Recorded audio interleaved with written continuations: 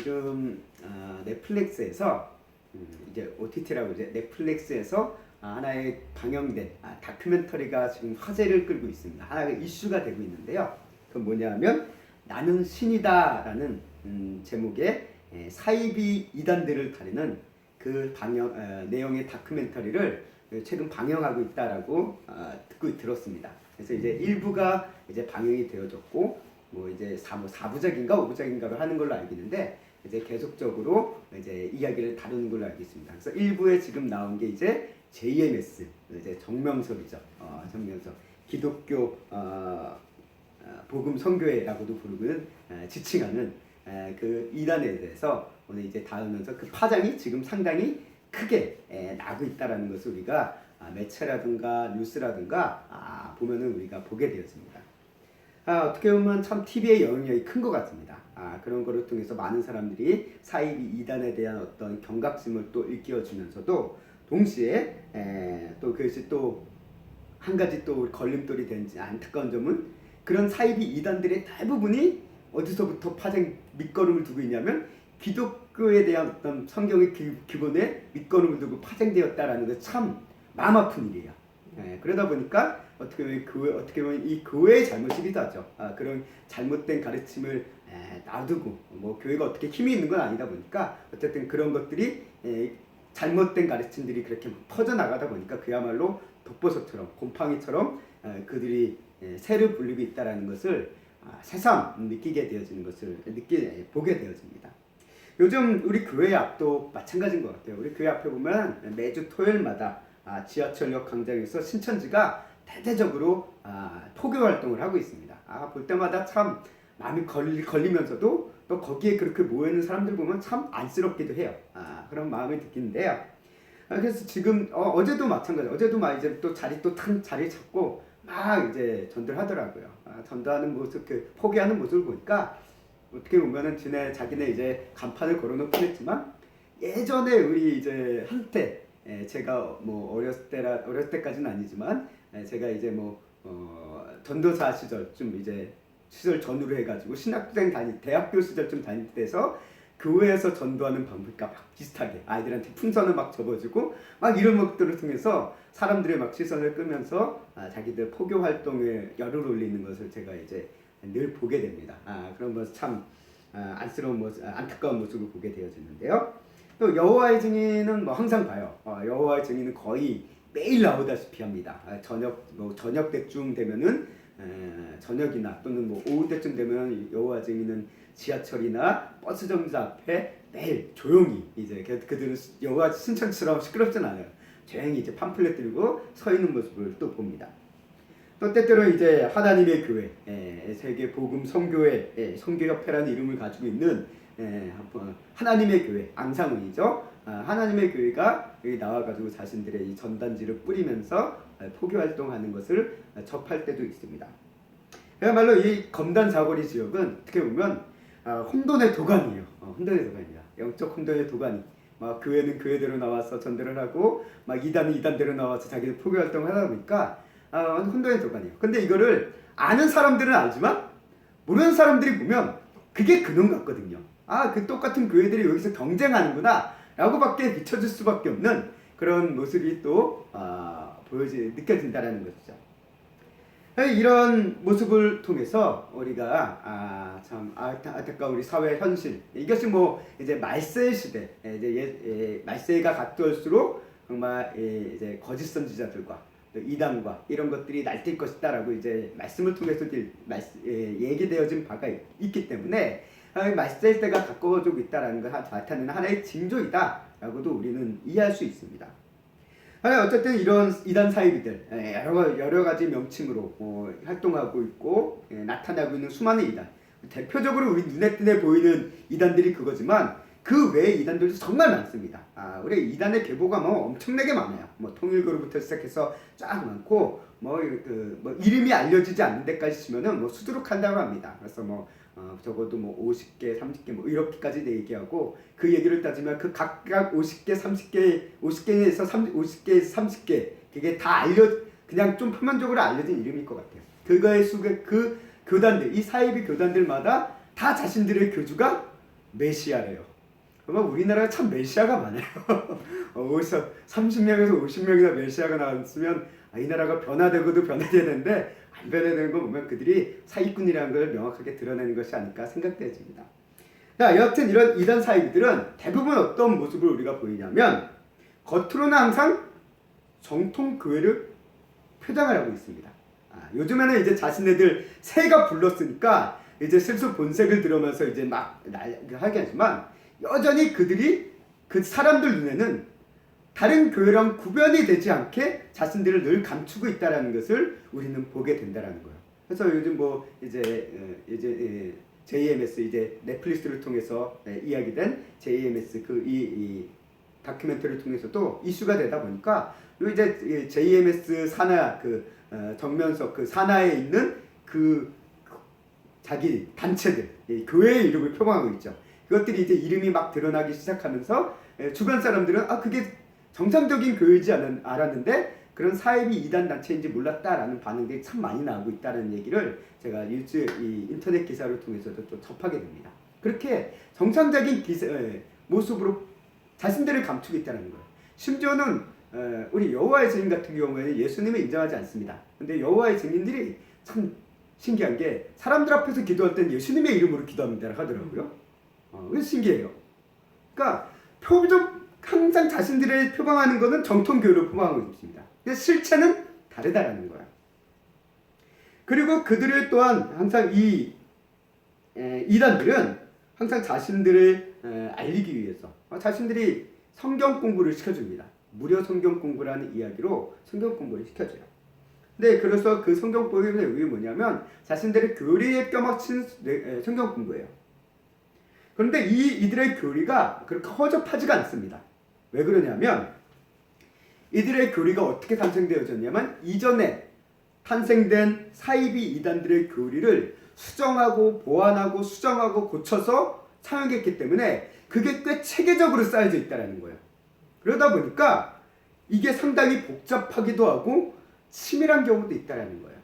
그래서 우리가 이 이단의 가르친 교리에 빠지면 왜 그들이 못 빠져나올까 막 의구심을 갖게 되어졌는데 그게 한번 빠져나오면 그럴 수밖에 없다는 거예요.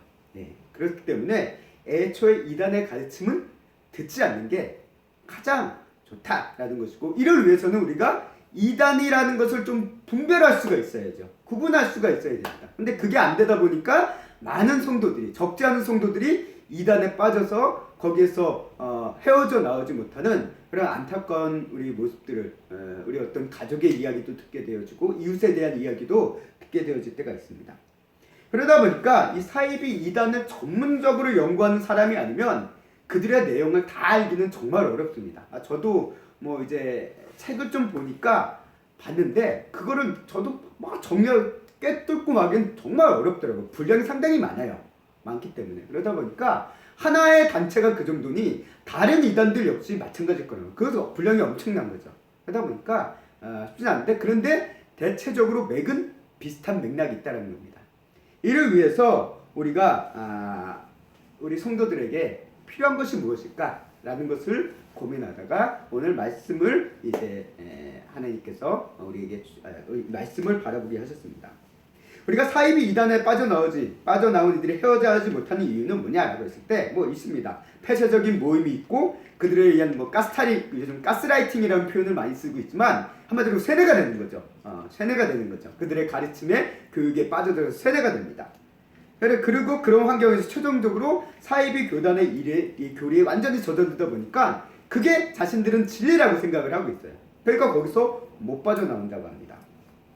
그 외부의 시선으로 봤을 때 왜 저런 데 빠졌지? 왜 저기서 못 나오지? 라고 우리가 이해가 안 가는데 하지만 사이비 이단을 통해 배운 그 사이비들의 교리, 이단의 교리는 항상 뭘 갖고 있냐면 자신들의 그 단체에서 떨어지면 너희는 끝난다라는 거예요. 멸망한다. 지옥에 떨어진다. 라는 두려움을 늘 심어주고 있다는 거예요. 그래서 사이비 이단에 빠진 사람들은 상당한 그들 거기 탈퇴하고 난 후에도 항상 마음 가운데 두려움이 있다라는 얘기를 듣습니다. 그래서 이렇게 나오긴 했지만 그래도 거기에서 같은 어떤 점만큼은 진짜가 아닐까? 라는 이런 생각이 남아있대요. 그래서 신천지를 나온 사람도 제대로 된 신앙상 이단 상담을 받아서 이것을 치료하지 않으면 그들 마음가운데 항상 뭘 갖고 있냐면 이 신천지가 보여주는 어떤 모습들이 안 좋지만 그래도 성경만큼은 거기가 진리지 않을까라 이 생각을 갖고 있다라는 얘기를 제가 신문기사라든가 이런 것들을 통해서 접하게 됐습니다. 그만큼 이단의 가르침에 빠지면 뭔가에 매여 있다라는 거야.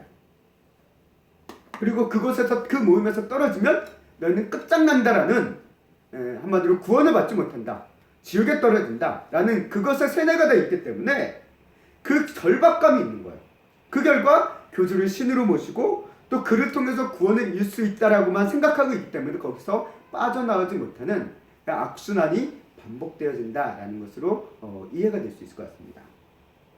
그래서 이제 교주와 교주의 총애를 받는 특권에 대한 환상이 있고 그들을 따르는 그들에게 더 맹목적인 충성을 하게 되어지는 모습을 우리 이단들의 모습을 통해서 볼 수 있다는 겁니다. 우리가 성경은 모르면 배우면 됩니다. 그러나 아무 데서나 배우면 안 돼요. 아무 데서 배우시면 안 되고 요즘 뭐 인터넷이나 유튜브로도 배우려고 하는데 그 유튜브들 잘 골라서 배우셔야 됩니다. 왜? 유튜브에 오히려 이단의 영상들이 더 많아요. 그러니까 유튜브를 통해서 뭔가를 배우려고 하면 검증된 정통 교단의 유튜브의 어떤 말씀이라든가 성경 가르침을 배우든지 아니면 교회에 가서 정성적인 교회, 정상적인 이 교단 교회에 가서 말씀을 배우시는 것이 가장 안전하다는 것입니다. 그래서 교회에서 항상 우리 성도님들에게 교회 외부에서 신앙 공부를 하지 마십시오. 성경 공부하십시오. 하지 마십시오. 그거에 유의하십시오라고 경계하는 게 단순히 교회에 붙잡아 놓기 위해서라기보다는 하도 외부에 가르치면 이상한 것들이 많으니까 위험하다는 것을 인식하고 있기 때문에 그렇습니다. 그래서 최소한 그 시작부터 막아보자라는 의미로서 이제 교회에서는 그거를 강조하고 있고 또 하나 우리가 이야기하고 싶은 거는 이단들한테는 연락처를 주시면 절대 안 됩니다. 하면 연락처를 주면 끈질겨요. 그렇기 때문에 요즘 뭐 우리가 워낙 개인정보라든지 그냥 전화번호 이런 것들이 흔하게 그냥 이제 막 그 보안에서 막 다 털리고 그래가지고 이 의식이 많이 낮아지긴 했는데 그럼에도 불구하고 자신의 이런 개인 정보를 쉽게 알려주는 것은 조심해야 된다는 겁니다. 그래서 그것만 안 해도 이단에 빠지는 거 50%는 방지를 할 수 있다라고 얘기를 합니다. 이단 상당 전문가들이. 그래서 뭐 기사 앙케이트 하자, 뭐 특히 이제 이단들은 앙케이트나 뭐 이런 걸 많이 조사하는데 이런 걸 통해서 우리가 조심해야 되는 부분이 있음을 우리가 한번 먼저 좀 우리 성도님들이 인식해둘 필요가 있을 것 같습니다. 자, 이렇게 우리가 그런 가운데서도 우리가 뭐 사람들을 만나다 보면 뭐 연락처를 줄 수도 있고 뭐 안 그럴 수도 있습니다. 다 막을 수는 없어요. 이걸 분별할 수 있어요. 줄 사람과 안 줄 사람을 분별할 수 있어야 되는데 이거를 위해서는 우리가 필요한 것은 뭐냐? 우리 성도님들이 기독교 신앙의 가장 핵심적인 것들을 좀 붙잡고 있어야 된다는 겁니다. 핵심적인 진리의 사실, 핵심적인 어떤 진리 이런 것들을 우리가 붙잡고 있어야 된다는 거예요. 근데 우리 성도님들 의외로 그거를 잘 몰라요. 어떻게 보면 교회에서 주일날만 설교만 딱 들고 가다 보니까 그런 것들을 배울 경험이 없는 거예요. 솔직히 설교를 통해서 이야기하는 거는 교리가 아닙니다. 그러다 보니까 성경적인 측면에서 얘기해주는 이렇게 군데군데 이런 것들을 때때어 성도님들의 상황과 여건에 따라서 이야기하는 거기 때문에 성경적인 어떤 매개, 교리에 대한 어떤 진리에 대한 중심적인 부분들을 알려주는 것은 쉽지가 않아요. 그러다 보니까 우리 성도님들이 교회에서 성경을 잘 안 가르쳐준다라고 느끼는 경우가 많이 있습니다. 그래서 그런 성경의 어떤 갈급함을 가지고 있다라고 그러는데 근데 중요한 건 성도님들이 교회에서 그런 거를 가르쳐 준다고 해도 이상하게 안 배워요. 가르쳐 준다고 교회에서 가르쳐 준다고 안 배워. 근데 외부에서 이상한 사람들이 가르쳐 준다고 하면 배워요. 이게 어떻게 보면 교회에서 그것을 제대로 가르쳐 주지 못하는 부분도 있지만 성도님들도 좀 정신을 차리셔야 된다는 겁니다. 교회에서 그런 거를 가르쳐 주신다고 하면 제대로 좀 배워보시는 것도 중요하다는 거예요. 근데 그거는 안 하면서 왜 교회에서 이렇게 안 가르쳐 주냐라고 한다는 거는 문제가 있다는 것이죠. 물론 우리 저희 교회 이제 규모가 작은 교회는 그거는 하기도 어려울 수도 있지만 뭔가 큰 교회에서는 그런 것도 많이 하거든요. 그래서 그런 부분들에 대해서 우리 성도님들이 먼저 필요할 것 같고, 또 우리가 이를 위해서 오늘 무엇보다도 가장 먼저 이단을 빠지지 않기, 이단을 물리치기 위해, 우리가 이단에 속지 않기 위해 우리 성도가 반드시 붙잡아야 될 기독교 핵심 진리 그 하나를 오늘 말씀을 통해서 함께 잠깐 묵상해 보려고 합니다. 자, 오늘 그 말씀의 본문은 무엇이냐? 마가복음 8장 27절에서부터 29절의 말씀입니다. 이것은 무엇이냐? 우리가 예수님께서 가이사랴 빌립보죠. 가이사랴 빌립보 지역에 갔을 때 베드로의 신앙 고백이라고 알려져 있는 그 사건을 기록하고 있는 것이 마가복음 8장 27절에서부터 29절의 내용입니다. 예수님께서는 이곳에서 제자들에게 매우 중요한 질문을 던집니다. 어떻게 보면 별거 아닌 질문인 것 같지만 기독교 신앙적으로 봤을 때 이것은 매우 중요한 질문이라는 거예요. 예수님께서 첫 번째 질문을 던져요. 그 첫 번째 질문이 무엇입니까? 이겁니다. 사람들은 나를 누구라 하느냐라는 질문을 던지세요. 이게 어떤 의미입니까? 세상 사람들은, 또는 이 나를 이렇게 추측하면서 쫓아다니는 그 사람들, 나를 바라보고 있는 사장의 수많은 사람들은 나를 누구로 생각하고 있냐고 너희는 들었냐라고 묻고 계신 거예요. 세상 사람들은 나를 어떻게 생각하고 있냐라는 것을 예수님 제자들에게 묻고 계신다는 거예요. 그의 제자들은 이렇게 대답을 하죠. 뭐라고 얘기합니까? 예수님께서 당신은, 어떤 사람은 당신을 세례 요한이라고도 합니다. 왜? 세례 요한 죽었거든요. 세례 요한 지금 죽었어요. 그래서 세례 요한의 영을 받았다. 혹은 세례 요한이 다시 태어났다. 이런 식으로 바라보는 그런 의미이겠죠. 그래서 당신을 세례 요한이라고 부르는 사람이 있습니다. 또 당신을 엘리야라고 부르는 사람이 있습니다. 좀 더 거슬러 올라가서 이스라엘의 그 위대한 선지자 그 엘리야라고 말하는 사람도 있습니다. 또 다른 사람들이 얘기하기엔 누군지는 모르겠지만 하나님께서 보낸 선지자, 예언자 중에 하나일 거다라고 이야기하는 사람들도 있습니다라고 얘기하고 있습니다. 결국 수많은 사람들이 바라보고 있는 예수는 어떤 존재냐? 많은 사람들, 어떻게 보면 오늘날도 마찬가지입니다. 이 예수님에 대해서 다양하게 표현하고 있지만 이 사람들이 얘기하는 하나님은, 사람들이 생각하는 이 예수님은 누구냐? 하나님께서 특별한 능력을 주신 선지자 또는 어떤 사람이라는 거예요. 혹은 뛰어난 가르침을 주는 어떤 지혜자.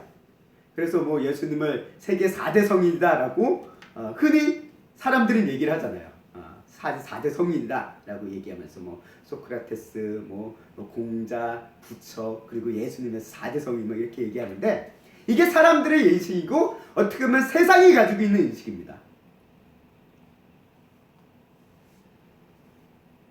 이게 이런 세상 속에서 이런 사람들의 얘기를 듣는 그 제자들을 향해 예수님은 두 번째 질문을 던져요. 두 번째 질문이 무엇입니까? 그러면 너희는 나를 누구라 생각하느냐라고 묻습니다. 너희는 나를 누구라 하느냐? 자, 세상 사람들은 나를 이러저러 얘기한다. 그런데 그런 얘기를 들은 너희들은 나를 지금 어떻게 생각하느냐라고 묻고 있다는 거예요. 이거는 오늘날 우리 그리스도인들에게도 매우 중요한 질문이라는 거예요.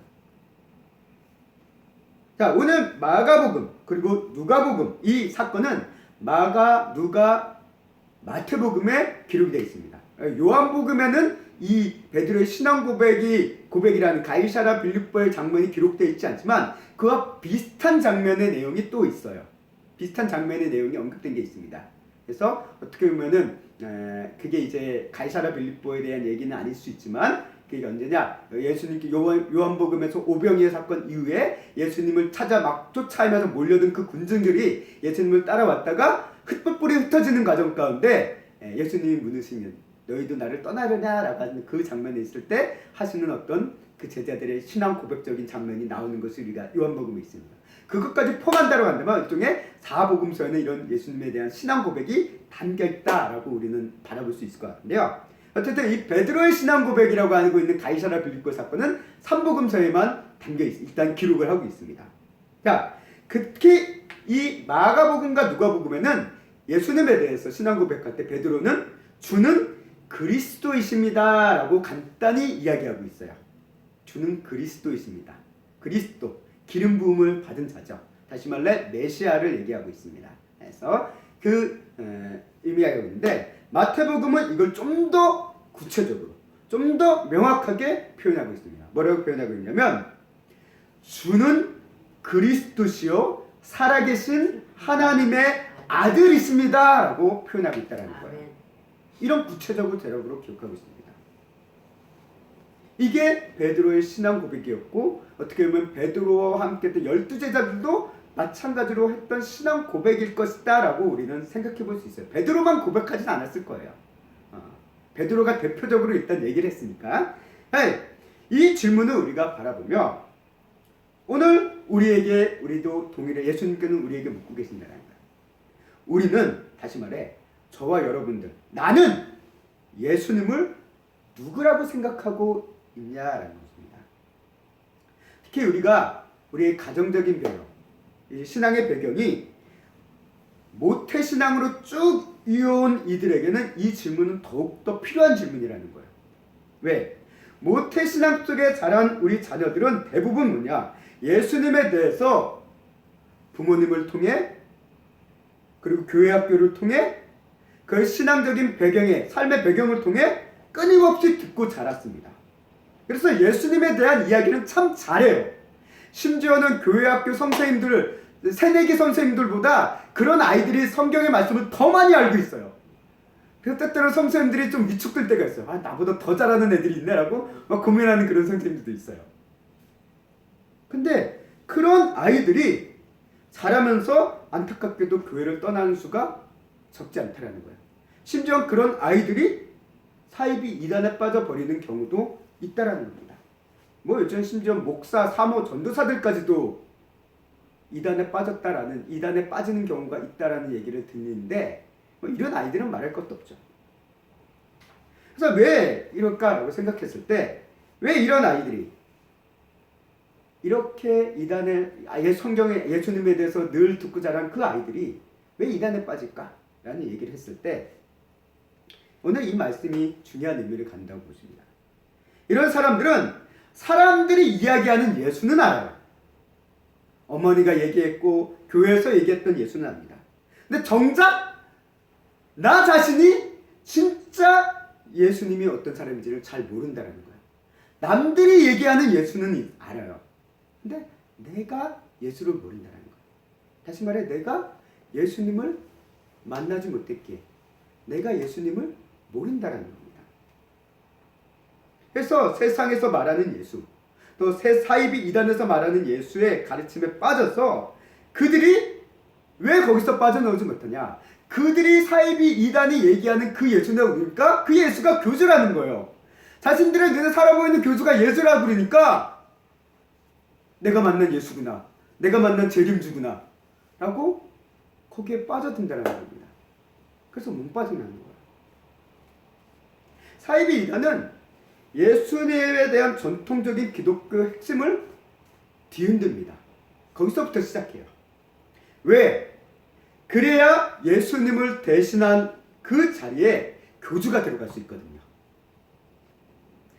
기독교가 가지고 있는 삼위일체, 그 성자 하나님, 성자 예수님에 대한 그 부분을 흔들지 않으면 자기들 교주가 끼어들 틈이 없거든요.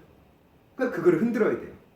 그러다 보니까 이 성자 예수님에 대한 이해를, 기독교의 전통적인 이해를 사이비 교단은 그거를 일단 바꿉니다. 거기서부터 그들의 일이 시작이 돼요. 물론 다른 부분에서 더 하는 일들이 있으면 더 또 바꾸는 여러 가지 강면이 있지만 그래도 핵심적인 측면을 얘기한다고 한다면 이 부분을 뒤흔든다라는 거예요. 대부분의 사이비 이단의 특징은 뭐냐면 삼위일체 하나님을 부인합니다. 삼위일체 하나님을 부인해요. 성부 하나님, 성자 예수님, 성령 보혜사 이거를 부인합니다. 부인하는 이유는 여러 가지 있어요. 성경에 그런 얘기, 이 삼위일체란 말이 없지 않냐. 그러니까 그거는 없는 얘기다라고 부인하는, 그게 어떻게 보면 가장 큰 근거로 부인하는 경우가 많습니다. 그러나 그게 아니라 하더라도 나름대로 자신들의 삼위일체를 표방하고 있지만 그것을 이상한 식으로 바꿔서 이야기하는 경우도 있습니다. 그래서 안상홍은 자신이 재림주라고 얘기해요. 그래서 이 안상홍의 당찬에서는 또 안상홍이 죽고 난 이후에 안상홍은 뭐라고 그러냐면 이것도 자기네들도 교리 작업을 거친 거죠. 자기들의 사이비 이단의 교리 작업을 거쳐서 안상홍을 거치고 죽고 난 다음에 그 후계자 하는 장길자라는 여인이 있습니다. 이 여인이 이제 교주 세를 잡고 있는데 이 두 사람을 통해서 이들이 하나님의 선교에서 뭘 얘기하고 있냐면 안상홍을 아버지 하나님이라고 부르고요. 그리고 장길자를 어머니 하나님으로 불러요. 어머니 하나님. 이게 자신들의 교리예요. 우리는 참 이해가 안 가죠. 근데 이게 먹혀들고 있다는 거예요. 왜? 그런 교리 작업을 했거든요. 거기에 사람들을 빠져들게 했거든요. 그러니까 그들한테는 먹히는 거예요. 요즘 넷플릭스를 통해서 이제 이슈가 되고 있는 정명석, 성폭행으로 유명한 정명석인데 정명석도 자신을 뭐라고 그러냐? 자신을 성자 하나님이라고 얘기해요. 근데 이 정명석, JMS에서 얘기하는 이 성자 하나님은 뭘 얘기하고 있냐면 예수님 그 자체를 얘기하는 것이 아니라 예수님은 하나의 인간, 피조물로 여깁니다.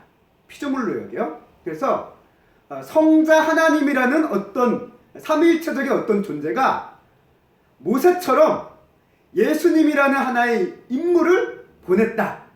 예수는 하나의 인간으로서 피조물로서만 나치는 거예요. 그게 예수였고 이제 마지막 보낸 성자는 누구냐? 그 성자는 마지막으로 보낸 메시아는 누구냐? 나다라는 거예요. 정명석이.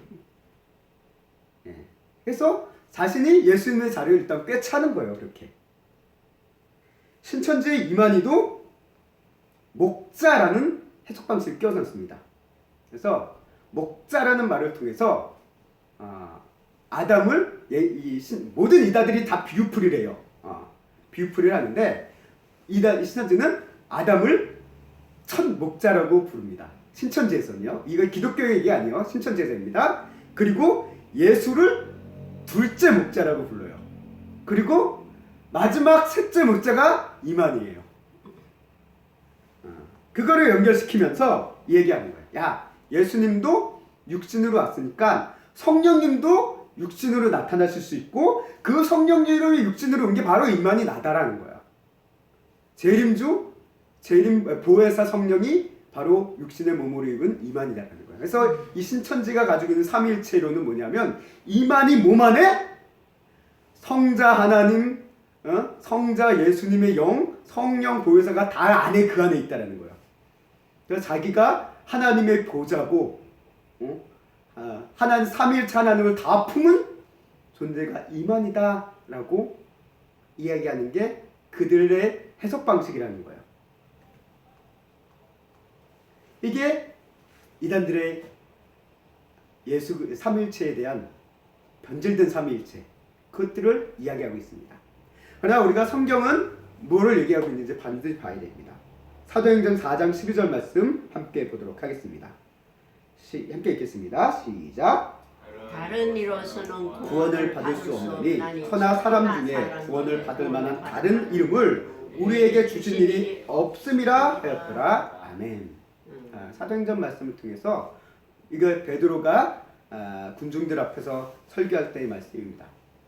뭘 얘기하고 있느냐? 이 앞서 예수님에 대해서 얘기해요. 그러면서 얘기하는 거예요. 결론을 얘기는 세상에 다른 이로서 구원을 받을 수가 없다.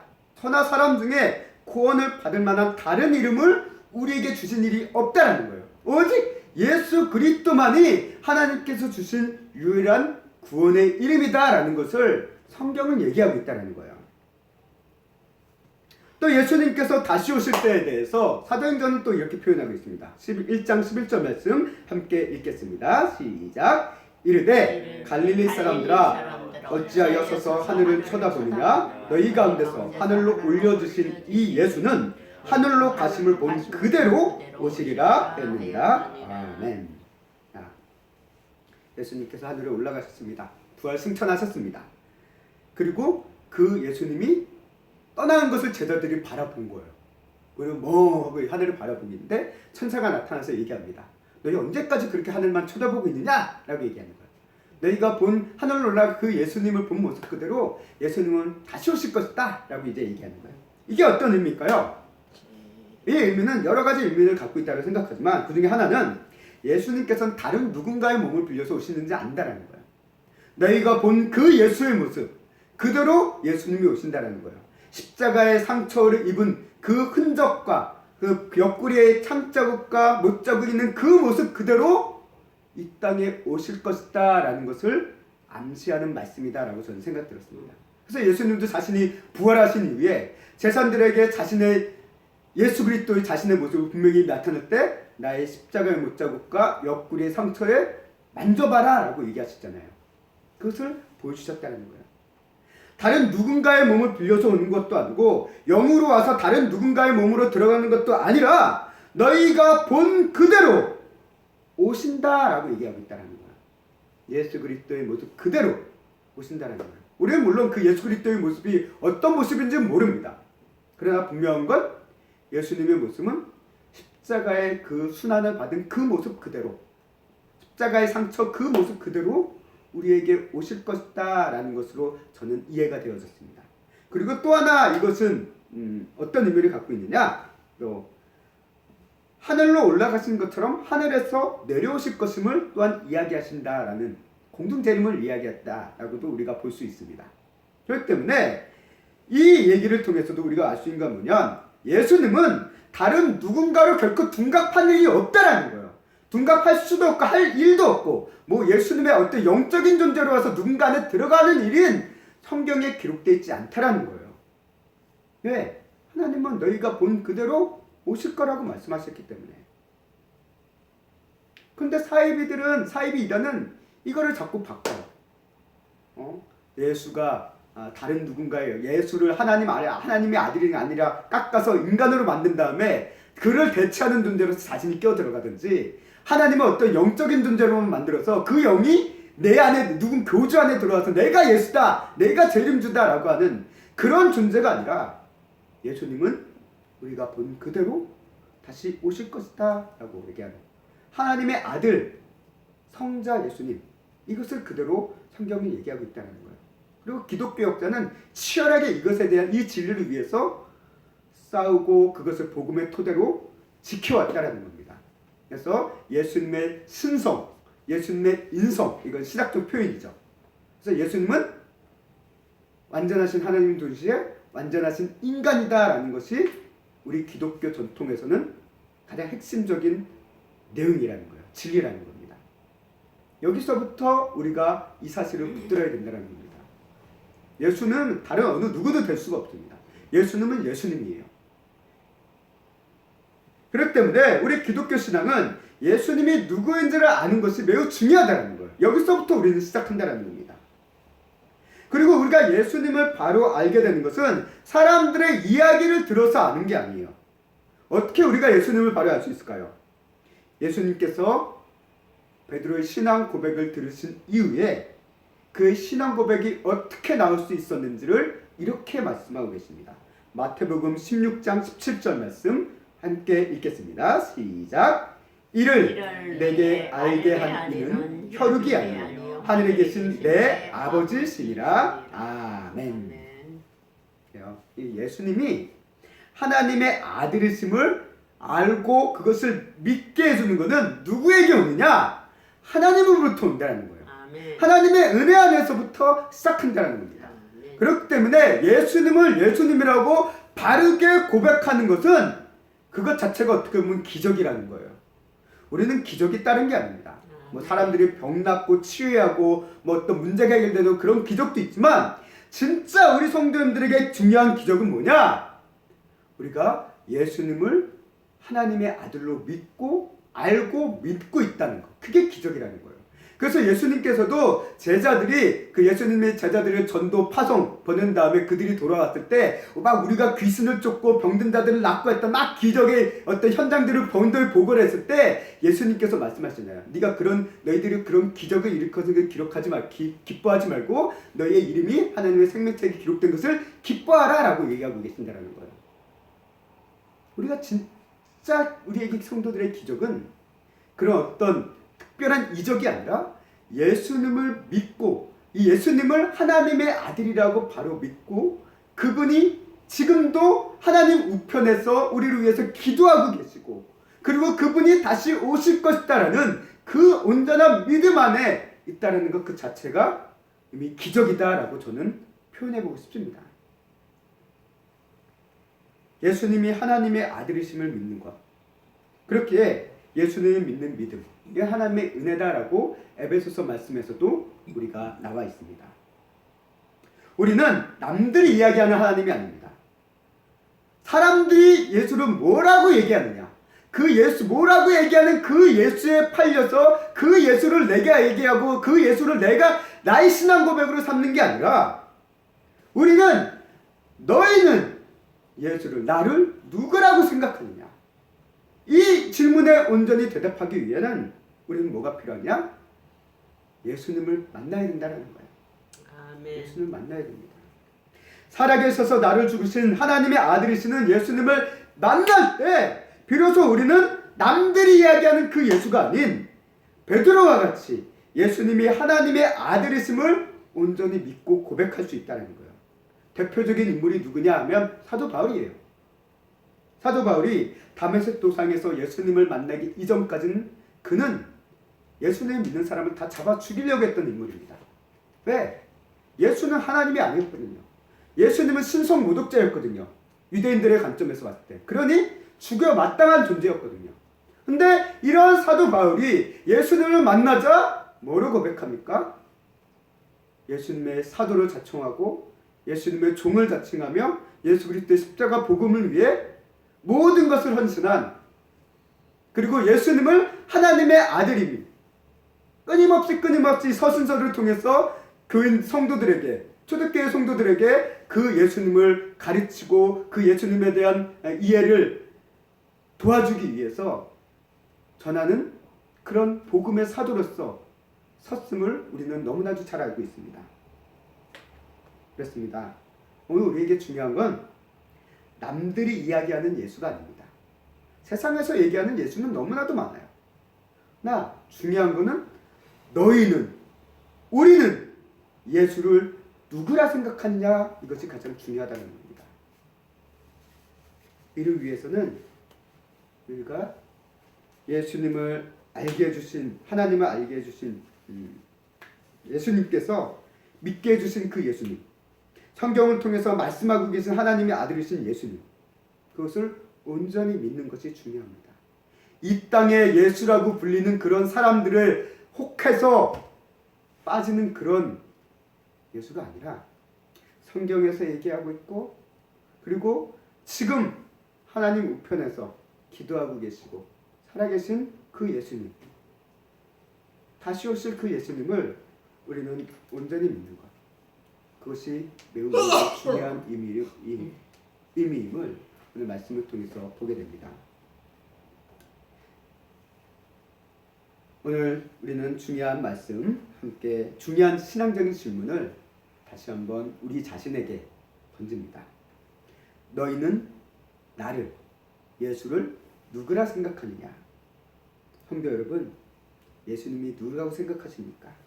우리가 교회를 다니는 시덕 기독교 신앙을 표방하고 있지만 예수가 누구냐라고 물었을 때 예수를 한낱 피조물, 한낱 어떤 선지자, 한낱 그냥 뛰어난 어떤 능력을 받았던 인물 정도로만 여기는 성도들이 안타깝게도 많습니다. 그런 성도들은 결국은 무너질 수밖에 없다는 거예요. 이단에 빠지든지 아니면 하나님을 온전히 믿으니까 점집에 빠지든지 어딘가에 빠진다는 거예요. 성경은 분명히 얘기합니다. 예수님은 살아계신 하나님의 아들이십니다 라는 성자 예수님, 아멘. 그 예수님을 우리에게 말씀하고 있습니다.